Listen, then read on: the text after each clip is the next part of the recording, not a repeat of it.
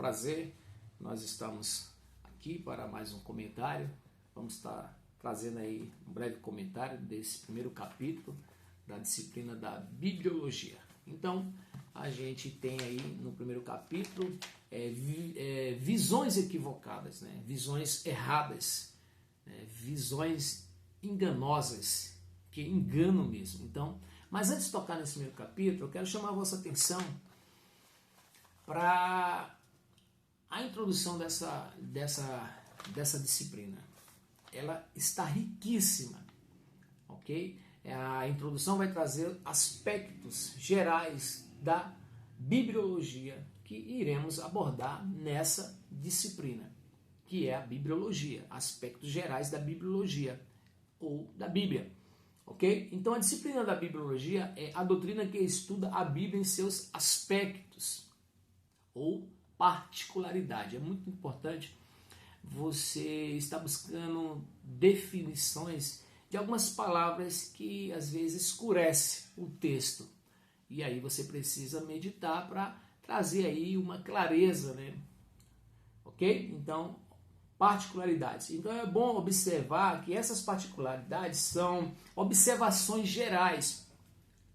Ok? Observações gerais. Seu estudo contempla a leitura, claro, da palavra de Deus, o estudo, a forma como está estruturada. Então, essa disciplina vai mostrar aí, vai trazer aí essa ideia da forma como ela está estruturada, suas principais divisões. Estudamos duas, né? Lembrando que essa disciplina era para ter sido estudada antes da anterior a essa, ok? Porque a gente estudou agora leis e históricos, são duas divisões. Devido à ausência a falta dessa disciplina, a gente optou em trazer a NT, né? A disciplina NT1, que é Lei e História. Se trata dos 5 primeiros livros e dos 12 livros históricos, que não estão na sequência, ok? Então a gente vai ver essas divisões, como pode ser classificar, as classificações, as características que somente a Bíblia possui, né? Ela é a inerrante palavra de Deus, é divina humana, tudo isso é característica, é a revelação de Deus, ela é inspirada por Deus. Então tudo isso aí nós vamos ver. Vamos distinguir como única do gênero, né? A gente vai ver que ela é a única do gênero, a gente vai ver que a preservação do seu texto, né? Sua história, cronologia, sua composição, autoridade, fruto da sua natureza divina, sua autenticidade como palavra de Deus e sua integridade. Isso como inerrânea e infalível palavra de Deus. Ok? Então a gente vai ver aí, ainda mais para frente, na página de número 5, a Bíblia é definida como ponto de partida para o estudo sistemático teológico. Então é muito importante você prestar atenção para essa introdução, tá certo? A compreensão e confissão de fé de que a Bíblia é a revelação de Deus à humanidade. Então a gente vai ver que a bibliologia, né, é o estudo sistemático teológico. Faz parte, ou seja, ela é o ponto de partida, como está escrito na página 5 aqui, no segundo parágrafo, tá certo? Ela é o ponto de partida. E olha só qual é a ideia, né? Qual é a ideia? O conceito, né? O conceito é a compreensão e confissão de fé de que a Bíblia é a revelação de Deus à humanidade. Então isso tudo nós vamos acabar tendo ciência, ok? Ela expressa a vontade de Deus e ignorá-la é ignorar o próprio Deus ou a própria vontade de Deus. Então isso é bibliologia, é Bíblia, ok? Então a gente vai acabar entendendo que a Bíblia é Deus falando com o homem, é Deus falando através do homem também. É Deus falando com o homem e Deus falando a favor do homem. Mas é sempre Deus falando, ok? Nós vamos ver isso aí na página 5, no finalzinho. Tem outro ponto aqui que eu quero destacar na página 6. É na Bíblia que encontramos a resposta às perguntas fundamentais da vida. De onde vim, para onde estou indo, qual o propósito da minha existência. A Bíblia sempre será a maior best-seller para a humanidade, porque a Bíblia é a palavra de Deus, ok? temos, aí tem uma palavra complicada aqui, temos indubitavelmente uma disciplina imprescindível. E aí, de novo, eu repito, é importante você buscar, né, definições desses termos, né? Inubitavelmente, ok? E o outro, imprescindível. A gente vai entender que inubitavelmente é indiscutivelmente. E imprescindível é que não se pode evitar. Não dá para evitar ou recusar. Então, temos indubitavelmente, ou seja, temos indiscutivelmente uma disciplina que não se pode evitar. Até porque que ela puxa, né, o cargo-chefe, ela puxa as demais disciplinas, ok? Para todo aquele que se apresenta como estudante da teologia. Se as raízes, olha aí, a bibliologia, ela é o fundamento, tá certo? Aí diz aqui, ó, se as raízes bibliológicas de uma teologia não forem profundas e sadias, todas as demais ramificações que dependem destas raízes serão prejudicadas. Então, se você não compreender a bibliologia, dificilmente você vai compreender as outras disciplinas, ok? Então, preste atenção, o conselho que eu te dou, estude, tá? De uma forma analítica, examinando mesmo as escrituras, sempre orando, né? Dando glória a Deus, dando graças a Deus por tudo, sempre associando a disciplina a Bíblia, né? A Bíblia, você tem que estar com ela do seu lado, aberta, a Bíblia está aqui, tá certo? Você tem que estar com ela, sempre confirmando as referências, as bases, né? Que abaliza os assuntos, as definições, né? Tá certo? E aí, depois dessa introdução, nós vamos entrar aí nesse primeiro capítulo, que traz aí algumas visões errôneas, né? Algumas visões enganosas, porque, repito, equivocadas. Por que equivocadas? Porque são erradas, são enganosas, duvidosas, ok? Então são visões equivocadas. Então, qual é a base que nós temos? Está aqui, ó, a Bíblia é a doutrina que estuda a Bíblia em seus aspectos, em suas particularidades. Eu falo a bibliologia. A bibliologia é a doutrina que estuda a Bíblia em todas as suas particularidades. E quais são essas particularidades? São características próprias da Bíblia. Tá certo? O seu gênero é único. E quais são as características da Bíblia? Vou te citar uma. Ela é a infalível e inerrante palavra de Deus. Tá certo? Ela é isso aí. Então, são características, duas, né? Inerrante e infalível. Revelação de Deus. Ela é divina humana, porque a parte divina é a parte de Deus. Humana é a parte que Deus usa o homem na sua própria linguagem para falar com o próprio homem. Tá certo? Na linguagem do homem para falar com o próprio homem. Deus não usou a sua linguagem. Se Deus usasse a sua linguagem, o homem não ia entender. Então, Deus usou a sua própria linguagem para falar com o próprio homem. Ok? E aí temos versões da Bíblia, ok? E atualizações de algumas traduções, da nossa tradução principalmente. Nós temos aí traduções que são atualizadas, do tipo a contemporânea, a NVI, a NTLH, tá certo? Então tudo isso nós aprendemos na bibliologia. Então essas visões equivocadas, nós vamos ver aí que, rapidinho aqui para vocês terem uma ideia, nós vamos tocar aqui, nós temos aí, são inúmeras as visões equivocadas e distorcidas sobre a Bíblia Sagrada, buscando encontrar pontos negativos e controvérsias em relação ao fundamento bíblico. Separamos algumas, está dizendo aqui, algumas, não é todas. Então a gente tem o racionalismo. O que é o racionalismo? Então você precisa entender o racionalismo. Eu não vou aqui estar lendo tudo, porque também não tenho tempo. O racionalismo é um modo de pensar, né? É um modo de pensar que atribui valor somente à razão e o pensamento lógico. Então ela anula a Bíblia e quem está acima da Bíblia é o pensamento, a lógica do homem. E não é assim. A Bíblia está acima de tudo. A Bíblia fechada é um livro, mas é a Bíblia. Mas aberta é a palavra de Deus. É o próprio Deus falando com o homem, tá bom? E aí a gente tem aí o romanismo, né?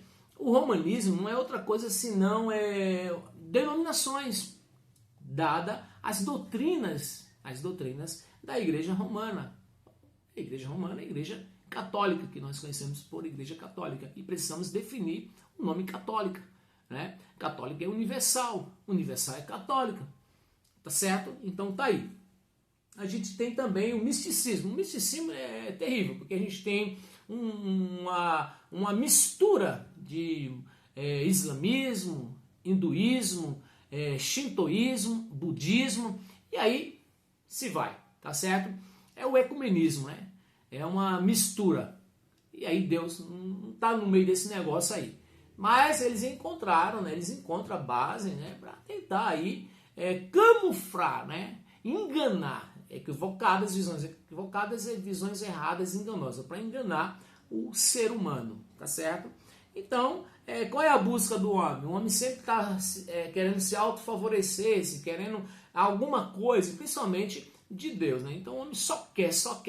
Então os pontos fortes dessas visões equivocadas é sempre favorecer o homem, colocar o homem no centro, a massagear o ego do homem. E a gente tem também a neo-ortodoxia, que foi um movimento que se levantou, né? Um movimento teológico, liberalista, né? Que se movimentou. É bom atentar para a palavra neo-ortodoxia. A gente vai ver que neo quer dizer novo, ortodoxia de otos, é uma palavra grega que tem dois termos, é um termo que tem duas palavras gregas, que é otos, que é reto, e doxa, que significa fé. Então, entendendo isso, a gente vai ver que é fé reta. E sinônimo de ortodoxia é severidade, né? Severidade, que entendemos como rigidez ou algo rigoroso. Então, eles, tá vendo aí? Então, é para chamar mesmo a atenção, porque eles têm que, de certa forma, trazer, né? A gente vai ver que isso aí foi no início do século XX, né? Esse movimento da ortodoxia por teólogos. A gente vai ver também seitas, e aí são muitas seitas, né? Que são pensamentos que são contrário, né? Ao pensamento bíblico, racional ou normal. Então, é uma seita, é uma nova forma de pensar, uma nova forma de pensar. Eu sou um cristão e aí de repente eu começo a ir contra os meus líderes, as autoridades eclesiásticas, e aí eu acabo me rebeliando, e aí eu começo, né, abro uma igreja que não tem nada de igreja cristã. A gente vai ver aí que muitas igrejas aí é mais clube do que igreja, ok? Então é isso aí, são seitas, né? E heresias também, mas a gente tem uma disciplina chamada de heresias, né? Aliás, a gente aplica a heresia agora me foge da memória, disciplina, meu Deus do céu. Mas enfim, eu já lembro, já a gente toca nesse assunto, que é a disciplina sobre a defesa da fé. Tem um nome grego que a gente dá essa disciplina, mas já se eu me lembrar eu toco nesse assunto. E a gente vai ver novas hermenêuticas. Novas hermenêuticas é novas formas de interpretar a Bíblia, né? Formas erradas de interpretar a Bíblia. A hermenêutica, ela é uma ciência, e como toda ciência, ela tem disciplinas, regras e princípios, e tem métodos também. E a gente precisa entender, né, as regras, são 5 regras. A última regra são os paralelos, né, atentar para os paralelos que a Bíblia nos mostra. Então a gente tem paralelos de palavra, paralelos de pensamentos e paralelos de texto. Então a gente precisa atentar para os paralelos, a gente precisa... uma das regras diz que a gente precisa atentar para o verdadeiro sentido do texto, o verdadeiro sentido da palavra, o verdadeiro sentido do contexto, tá certo? E isso aí me dá o compromisso de não só atentar em um texto isolado, eu tenho que averiguar todo o contexto. Aí eu tenho um contexto amplo, né, geral, Isaías 66 livro, e tem um contexto intercalado, tá certo? Isso pode ser os versículos anteriores ou os versículos posteriores, ou os capítulos anteriores e os capítulos posteriores, tá certo? Então a hermenêutica, ela é na prática interpretação. A ferramenta na prática mesmo é exegese, né? A exegese é a prática da hermenêutica, que quer dizer interpretação. A hermenêutica é a arte e ciência de traduzir ou interpretar um texto. E a gente traz aí um método que eu sempre estou passando para os alunos, que é indutivo, que me diz assim, eu preciso interpretar, não é isso? É entender. Quando eu digo entender, eu aplico a mim mesmo, porque aí eu vou entendendo, e aí eu vou me encaixando e depois eu faço a aplicação, tá certo? Então a gente tem, para ganhar tempo, a gente tem aí um pouco sobre o simplismo, né, teológico, a gente tem críticas, tem 2 críticas aqui, eu aconselho você meditar nisso. A gente tem credenciais históricas da Bíblia, que é muito importante esse ponto, os pais da igreja, ok? Por que isso, os pais da igreja? Porque a gente vai ver a visão correta, a crítica, a gente vai ver 2 críticas, 2 pontos de vista, né? E a gente vai ver credenciais históricas da Bíblia, né? que atesta, autentica. A gente vai ver os pais que participaram de alguns concílios, ok? De alguns concílios. E aí a gente vai ver os rolos, que é muito importante, que também atesta a palavra de Deus, os rolos do Mar Morto, os papiros também, tá certo? Um conjunto de papiros. E a gente vai encerrar esse capítulo aí e futuramente a gente vai trazer aspectos, né? Ou seja, aparências exteriores, aspectos conceituais, né? Aparências de pensamento sobre a bibliologia, aspectos, tá certo?